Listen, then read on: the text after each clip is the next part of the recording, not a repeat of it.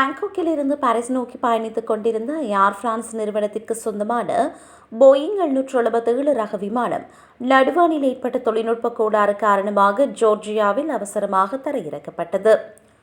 விமானியின் சமயோசித்த நடவடிக்கையால் விமானத்தில் இருந்த பயணிகள் நூலிலையில் உயிர் தப்பினர். விமானம் அசர்பைஜான் நாட்டு வான்பரப்பில் பறந்து கொண்டிருந்த போது திடீரென விமானத்திற்குள் இலத்திரனியல் பொருட்கள் உருகுவது போன்ற ஒரு வித மனம் பரவியுள்ளது. இதனால் அதிர்ச்சியடைந்த விமான ஊழியர்கள் உடனடியாக விமானிகளுக்கு தகவல் வழங்கினர். நிலைமையின் தீவிரத்தை உணர்ந்த விமானிகள் அவசரகால சமிஞையை எழுப்பினர்.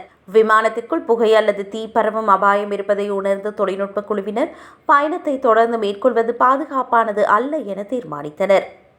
இதனைத் தொடர்ந்து அருகில் இருந்த ஜார்ஜியா நாட்டின் தலைநகரான திப்லிசி சர்வதேச விமான நிலையத்தில் தரையிறங்க அனுமதி கோரப்பட்டது. விமான நிலைய அதிகாரிகள் வழங்கிய உடனடி அனுமதியை அடுத்து விமானம் பாதுகாப்பாக தரையிறக்கப்பட்டது. தரையிறங்கியவுடன் தீயணைப்பு வாகனங்கள் மற்றும் மீட்புக் குழுவினர் தயார் நிலையில் வைக்கப்பட்டிருந்தனர். பயணிகள் மற்றும் ஊழியர்கள் எவருக்கும் காயம் ஏற்படவில்லை. விமானத்தில் ஏற்பட்ட இந்த திடீர் மனம் எதனால் ஏற்பட்டது என்பது குறித்து ஏர் பிரான்ஸ் நிறுவனத்தின் பொறியியலாளர்கள் தீவிர விசாரணையை தொடங்கியுள்ளனர். இலத்திரனியல் சுற்றுகளில் ஏற்பட்ட கசிவு அல்லது வெப்பம் காரணமாக இந்த அசம்பாவிதம் நடந்திருக்கலாம் என்று முதற்கட்ட தகவல்கள் தெரிவிக்கின்றன.